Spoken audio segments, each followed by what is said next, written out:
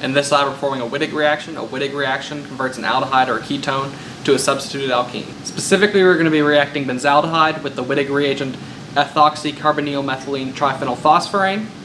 The product is ethyl cinnamate. There are two different forms of ethyl cinnamate, a Z form and an E form. So at the end of the experiment, we're going to use IR spectroscopy to determine the presence of ethyl cinnamate and NMR spectroscopy to determine the isomer ratio. Alright, so first we need to get a 5 ml conical vial. So we'll go ahead and get that tared out. And then we're going to add 50 milligrams of benzaldehyde to it. You'll notice part of the benzaldehyde is liquid, part is solid. For measuring, get the liquid. If it's too much solid, you can heat it up and melt a little bit of it, just very carefully. Alright, so we got 58 milligrams, and then we're going to need 1.2 mole equivalents of the Wittig reagent. And I'll go ahead and calculate that. Alright, so to calculate our 1.2 mole equivalents of a Wittig reagent, we take our benzaldehyde mass of 58, divided by 1,000 to turn it into grams, and then divide by 106.0 grams per mole, which is our benzaldehyde molar mass, multiply by 1.2, and then multiply by 348.38 grams per mole, which is our Wittig reagent molar mass, and that means we need 0.23 grams of Wittig reagent.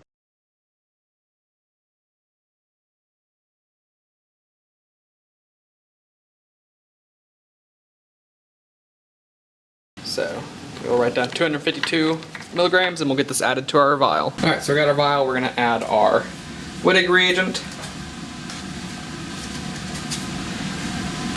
Carefully.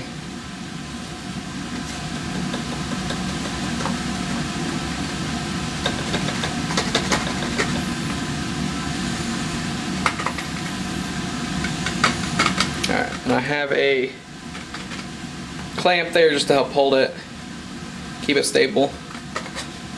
So I got a magnetic stir bar in there. We're going to stir it gently on the lowest setting we can, but we want it stirring for about 10 minutes. Alright, so you may have to keep coming in with this because the magnetic stir bar is getting stuck, but after it's been mixing together about 10 minutes, we're going to add a few mils of hexanes. I got 3 mils of hexanes here. I'm going to use a pipette to try and clean up some of the sides. And then we'll let it stir for another 5 minutes.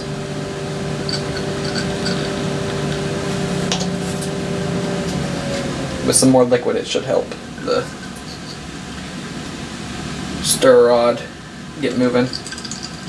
There we go.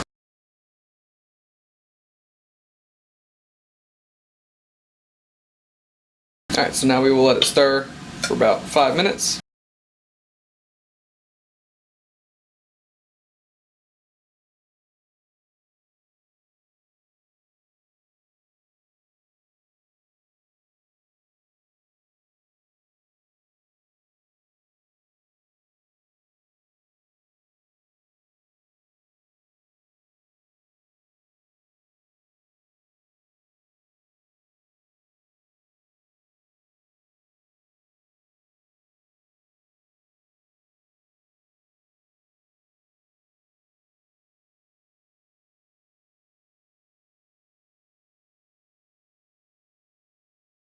It's been about 5 minutes. We're going to now transfer our liquid over to a 25 ml Erlenmeyer flask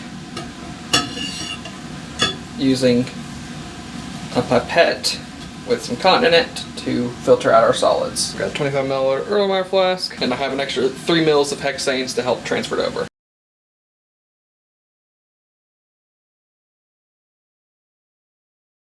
Alright, so I got most of the liquid out of here. I'm going to add 3 more mils of hexanes to rinse it out.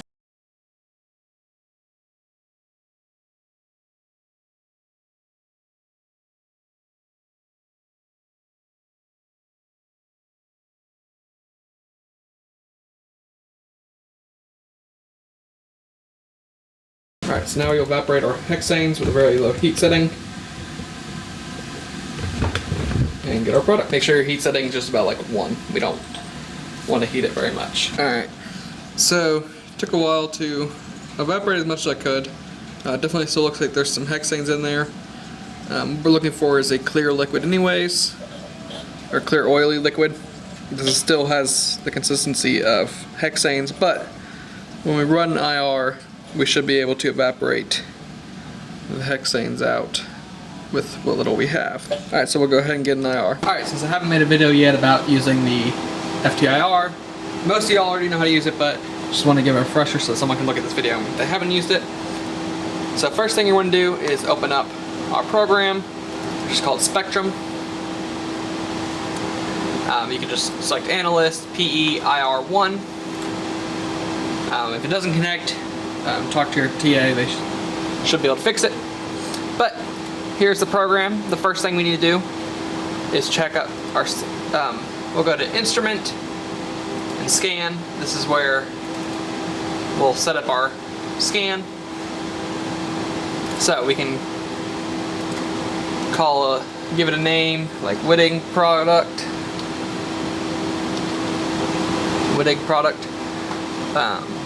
Go to scan. We're going to do from 4,000 to 450. Do about 4 scans. Make sure it's sample, %T, % transmission.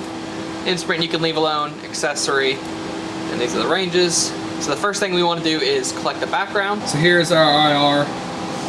We have an ATR plate on top, which stands for attenuated total reflectance. And basically, we are bouncing light multiple times on this into the sample in order to get better reading. Laser passes through here, hits the sample, and we're basically detecting the light beforehand, the light afterwards, and seeing what wavelengths get absorbed.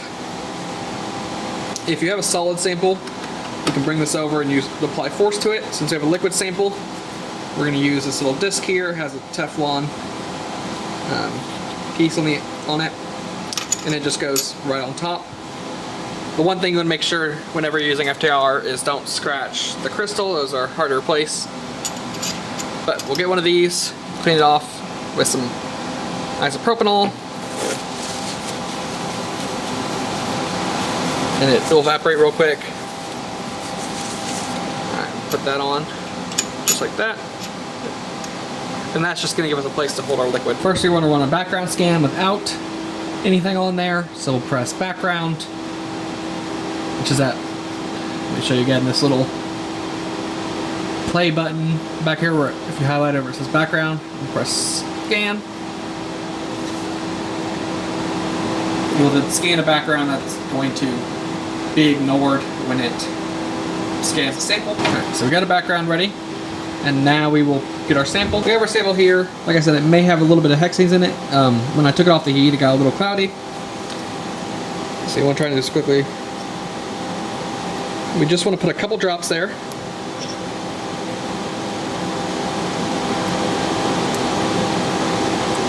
Onto the plate. Right in the middle. Then we want to wave our hand over top to evaporate the hexanes so it doesn't mess up our sample. And now, when we come over here, we press start, and it's going to scan our sample.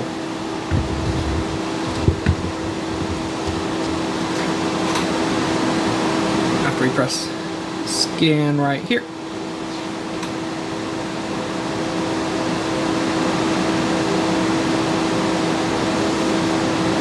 Alright, it's looking good, and we'll compare this to reference IR spectra.